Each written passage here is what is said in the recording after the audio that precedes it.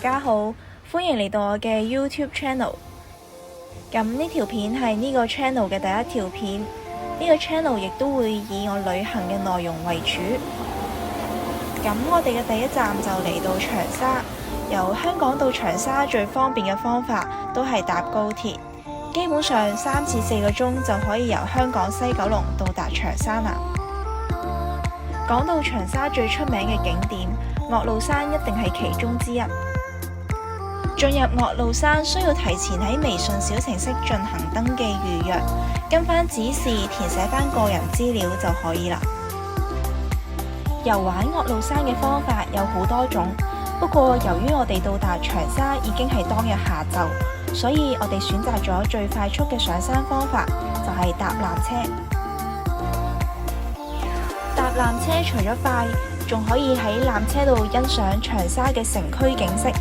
不過大家要留意，搭纜車要喺岳麓山嘅東門入口，同埋纜車嘅營業時間淨係去到下晝5點。如果要搭纜車，就唔好太遲去啦。上到嚟山頂就會有一啲餐廳同埋奶茶店，如果大家有需要嘅話，就可以喺度食啲嘢。咁我就喺度嗌咗一杯長沙最出名嘅奶茶店茶顏悅色。山頂嘅面積唔算大，好快就可以行完，跟住你就可以揀唔同嘅途徑落山。你可以揀返纜車落山，又或者係搭觀光車落山。不過由於我哋想行下，所以我哋選擇咗向住岳麓山南門嘅方向步行落山。沿途都會有一啲景點同埋打卡位，所以大家如果有時間嘅話，不妨都試下步行落山。如果天氣好，仲可以睇到日落。不過我哋今日就比較多雲啦。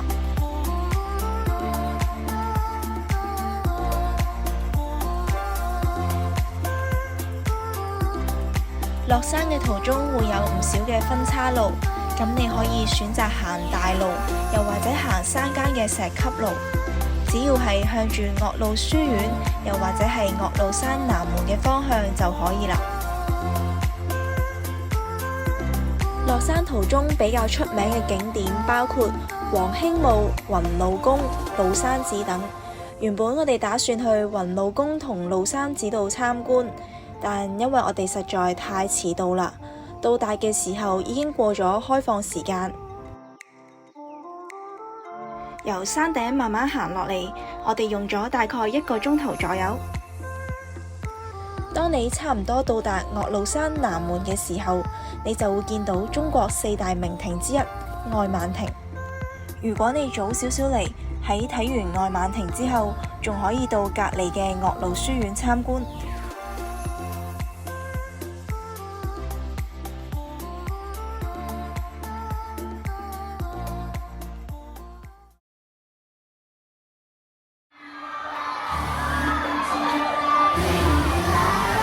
行山行到咁攰，跟住落嚟梗係要 chill 下先啦，所以我揀咗一間喺長沙非常之出名嘅吧。入到去之後，我終於知道呢間吧點解咁出名啦。見到入邊嘅表演，我已經嘩一聲，只可以用大開眼界嚟形容。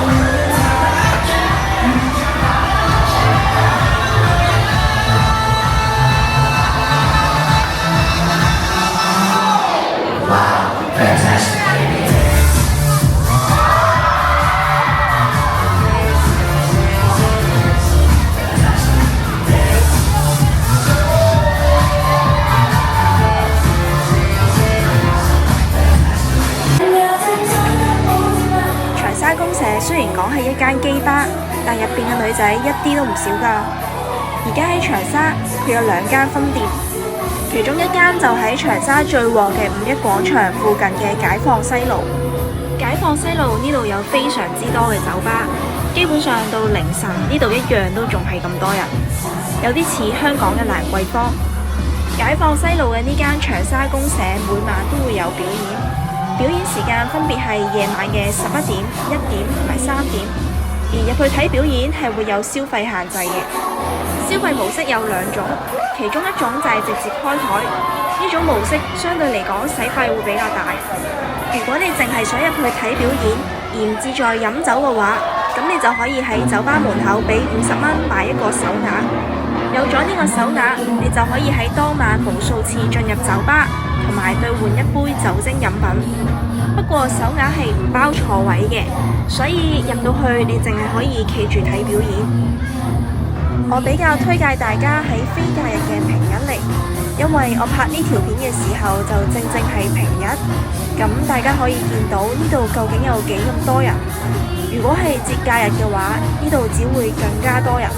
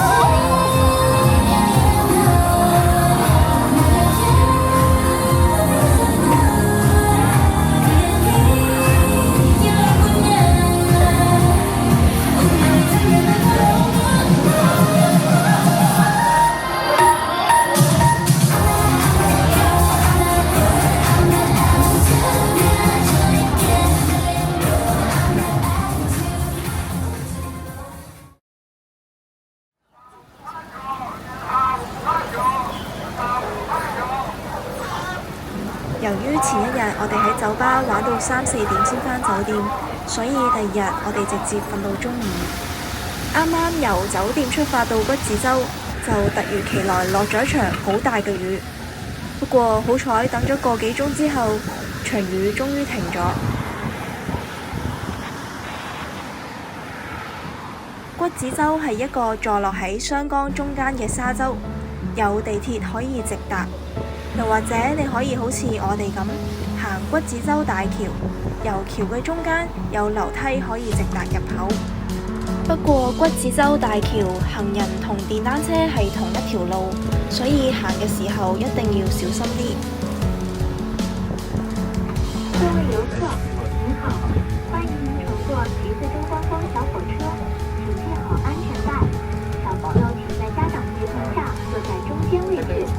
嚟橘子洲玩，如果冇預太多嘅時間，又或者唔想太攰嘅話，就一定要 book 小火車啦。因為橘子洲來回係有8公里長㗎。觀光小火車來回嘅票價係40蚊，咁我都建議大家直接買來回嘅車飛，包括起點、小火車可以停嘅站一共係5個，咁你可以喺每個站上同落各一次。我哋嘅玩法係喺去程嘅時候，每到一個站點都落車行下，跟住再喺同一個站點上車，到下一個站再落車。咁到達終點之後，就直接喺終點搭全程返到起點。我非常推介大家喺中途落車，成個橘子洲就好似一個超大型嘅公園，中間會有好大塊嘅草地，沿住江邊亦都會有步行道。我哋嗰日落完雨之後嘅晚霞真係靚到完全唔識形容，再企喺江邊睇住對岸建築嘅燈光，叫我喺度睇幾粒鐘都唔會厭。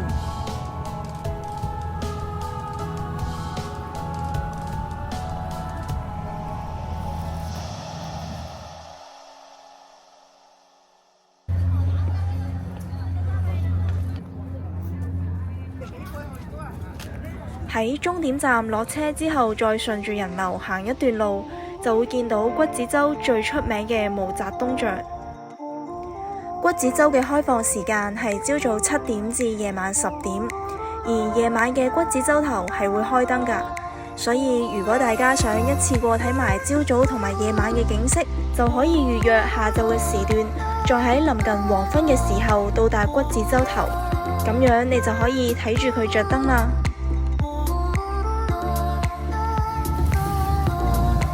行完橘子洲，我哋喺長沙嘅行程就差唔多嚟到尾聲。今晚我哋會喺金色印象過一晚，跟住第2日就會搭高鐵去張家界。金色印象係長沙一間好出名嘅按摩店，佢係可以提供過夜服務。除咗按摩，你仲可以喺度睇戲，同埋佢所有嘅食物都係任點任食。不過今次因為太攰，就冇影到喺金色印象嘅素材。如果下次有機會，我再同大家分享。我覺得呢個都係一個非常之有趣嘅體驗。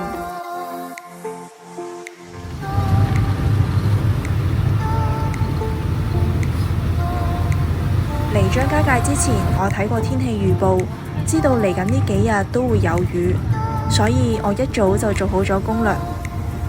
我今次直接放棄咗天門山，將遊玩重點放喺國家森林公園。因為落雨喺天門山嗰邊基本上乜嘢都睇唔到，但係國家森林公園只要計劃得好，一樣會有驚喜。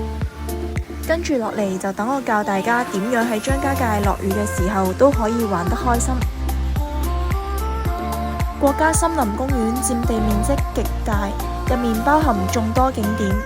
如果想大致將精華景點行完，基本上最少都要2日。而佢嘅門票係1票制，即係話你一買就已經買咗4日自由進出公園嘅門票。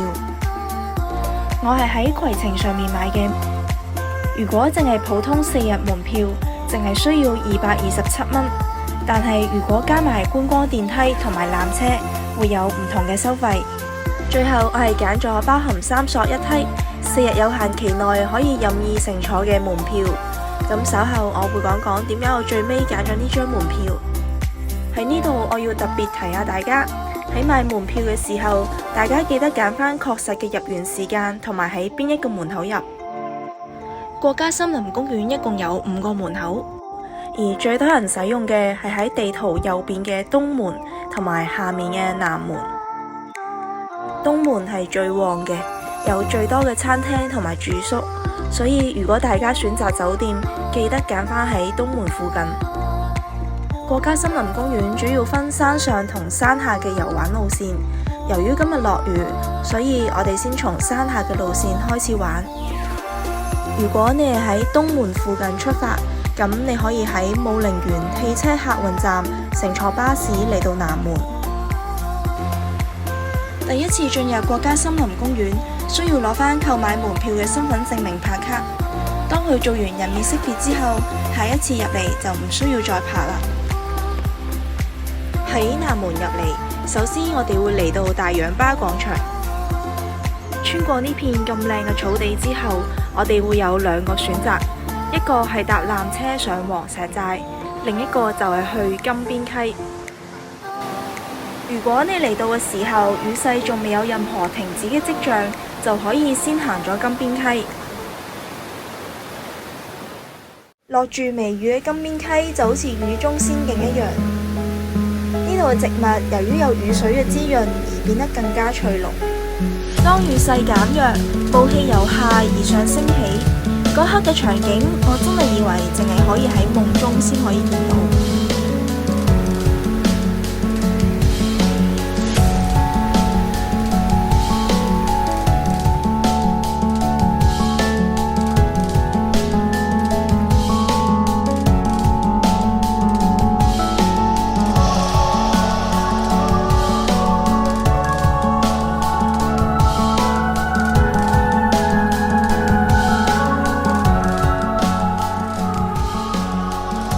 張家界嘅雨一般都係落下停下，所以當我哋發現場雨開始停嘅時候，就即刻原路折返，返去啱先搭纜車上黃石寨嘅地方。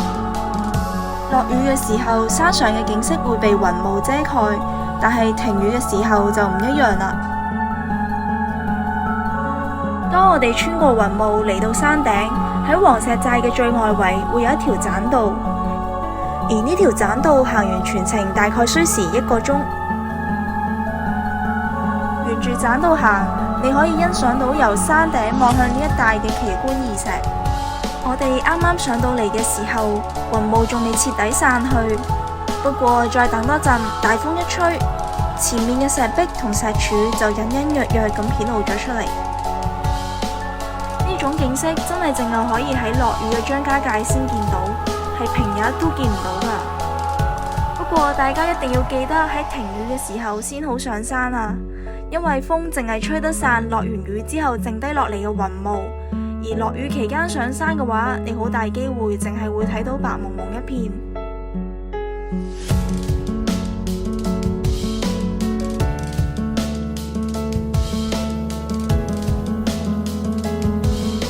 喺黃石寨行完一圈之後，我哋就搭返纜車落山，喺南門離開，結束咗我哋呢一日簡短嘅行程。如果你咁唔好彩，全日都落雨嘅話，就可以試下全程行山下路線。同樣係由南門出發，我哋淨係行咗金邊溪好短一段路就原路返回，但係其實可以沿住金邊溪一路向前行，直到去到水繞四門。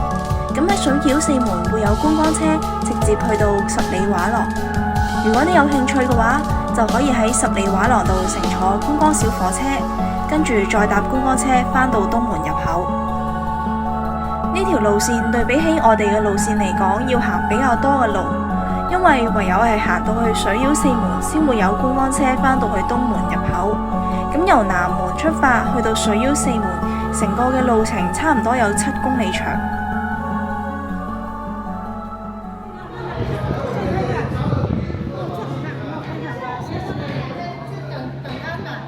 第二日嘅天氣明顯比前一日要好好多，今日一於就嚟行山上嘅路線。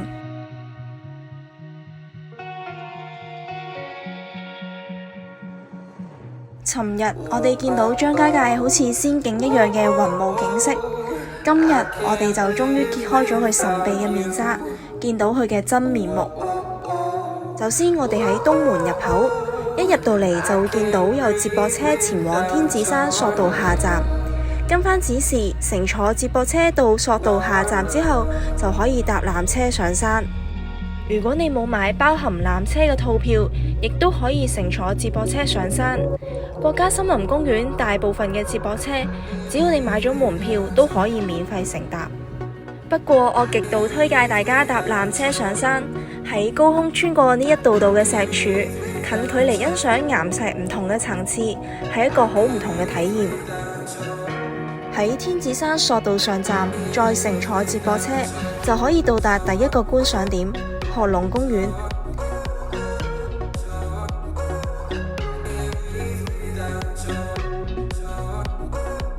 喺呢度，你可以觀賞到國家森林公園比較出名嘅幾座奇峰異石，包括仙女散花、俞北峰同埋將軍岩。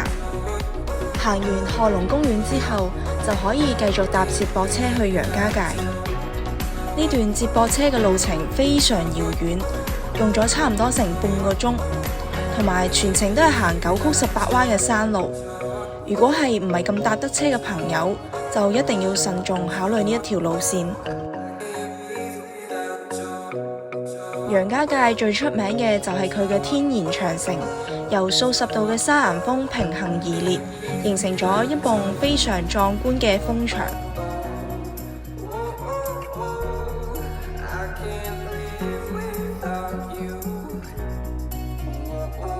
跟住我哋選擇搭楊家界索道，先由山頂搭落山，再搭返上嚟。呢條索道亦都係我選擇購買不限次數乘坐3索1梯套票嘅原因之一。如果我哋淨係買限坐4次嘅套票，每次都係按單程計算，即係話我哋喺楊家界一落一上就已經佔用咗2次，再加埋尋日喺黃石寨同埋今日天子山索道嘅行程，就一共用咗5次，已經超出咗4次嘅限額。喺楊家界上落山係冇接駁車㗎，唯有係行路又或者係搭纜車。而楊家界山下亦都冇乜嘢特別嘅景點，所以好多人都唔會選擇嚟搭楊家界索道，反而令到佢成為咗一個人流最少嘅索道。我覺得呢條索道依然非常值得嚟搭。唔同索道其實係從唔同嘅角度欣賞國家森林公園嘅景色。每條索道都有佢嘅獨特之處。原本呢度仲有個好出名嘅景點烏龍寨可以俾遊客參觀，但係由於之前有遊客將煙頭跌咗落去，引致山火，導致嗰一片嘅楓林全部受損，到依家仲喺修復當中。我哋喺楊家界唞咗陣，食完嘢補充體力之後，就繼續搭接駁車嚟到袁家界。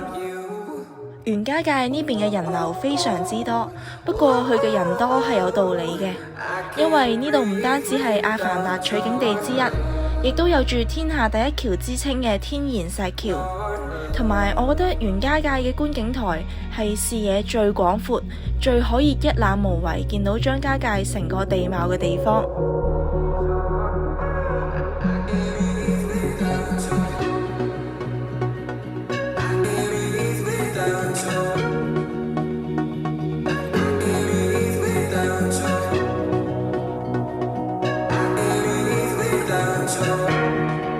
除咗遠處嗰啲拔地而起非常壯觀嘅石柱，行喺呢度嘅棧道俾綠意包圍，都係一件好舒服嘅事。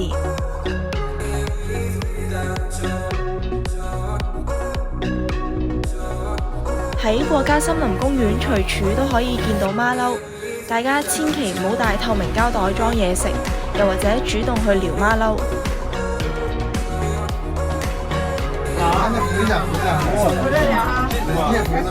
我哋喺袁家界行下停下，用咗個半鐘，跟住再搭接駁車嚟到白龍天梯，亦即係張家界最出名起喺石壁入邊嘅嗰座電梯。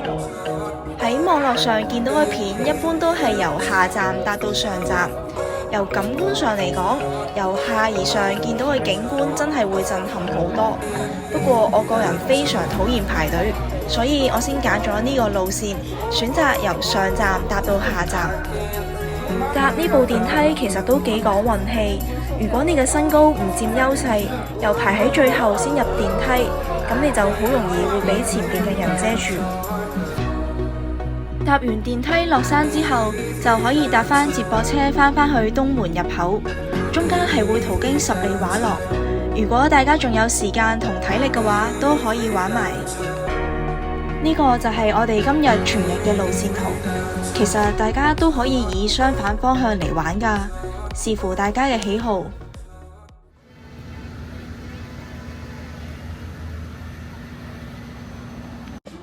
行完國家森林公園，大家食飽飯之後，亦都可以嚟返東門附近嘅溪邊行下散下步。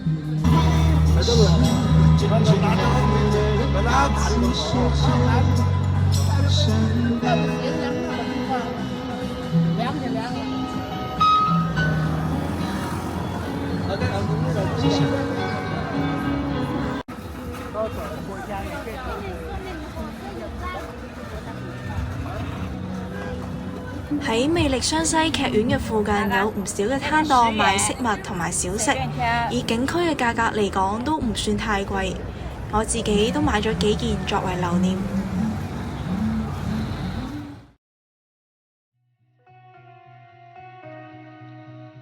嚟到張家界最後一日嘅行程，我哋會去到大峽谷景區。呢度有好多人打卡留念嘅大峽谷玻璃橋。如果淨係玩大峽谷加玻璃橋，而唔包括其他遊玩項目嘅話，只係需要俾178蚊人民幣。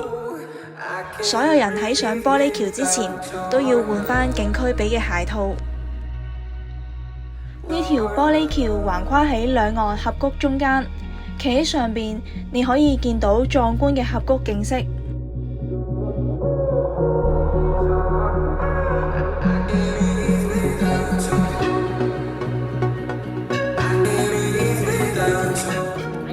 由於我唔點畏高，所以企喺玻璃橋上面嘅時候，可以講係毫無感覺，甚至會覺得啲玻璃唔夠清。不過我都有見到唔少人非常之驚，完全唔夠膽行喺玻璃上面。呢度仲可以玩笨豬跳，如果夠膽量都可以試下。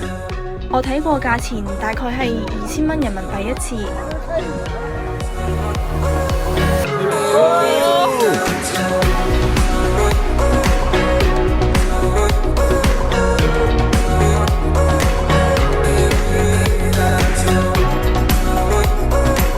行過玻璃橋，你就可以選擇唔同嘅方法落到谷底，包括高空滑索，又或者搭電梯落山。我係揀咗搭電梯落山，不過呢個選擇我係有啲後悔嘅。第一程電梯係免費嘅觀光電梯，亦都係我影緊嘅呢一段。但到咗第二程嘅尋寶電梯就需要每人另外俾30蚊人民幣。我覺得呢程電梯完全唔抵，因為佢就係好普通嘅電梯，一啲風景都睇唔到。如果你唔搭電梯，亦都可以行棧道落去，不過路途有幾長，我就唔清楚啦。搭完呢2程電梯之後，我哋選擇搭吳黃坡滑道繼續落山。對比起尋寶電梯，呢條滑道要好玩好多，我都推介大家試下。其實大峽谷可以玩嘅項目都幾多，如果大家想玩更多嘅項目，都可以選擇另外一個包含遊玩項目嘅套票。嚟到谷底之後，大家再順住人流行一段路，就會見到有一排遊船。呢個係大峽谷另外一個項目，叫做彩虹湖遊船。不過大家係唔需要搭㗎，因為喺大峽谷出口最後一段路係一條水路，園方會直接提供遊船送遊客去到出口。喺去到搭船之前，我哋仲要行一條3公里長嘅峽谷棧道。呢條棧道亦都係我成個大峽谷最中意嘅地方。我一路邊行邊影，3公里長嘅路，我行咗成2個幾鐘。呢條木質棧道沿住懸崖修建，一邊係垂直嘅岩壁，另一邊係深谷溪流。喺呢度，你可以以最近距離欣賞大自然嘅鬼斧神工。跟住落嚟就等我哋一齊欣賞一下大峽谷嘅美景啦。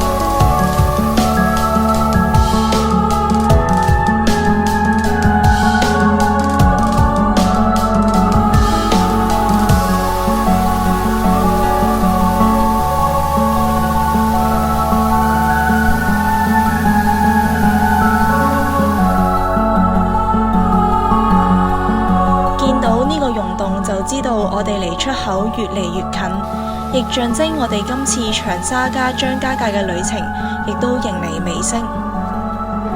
無論係長沙定係張家界，我都會選擇再嚟玩，尤其喺冬天落雪嘅時候，我一定要再嚟多次張家界睇雪景。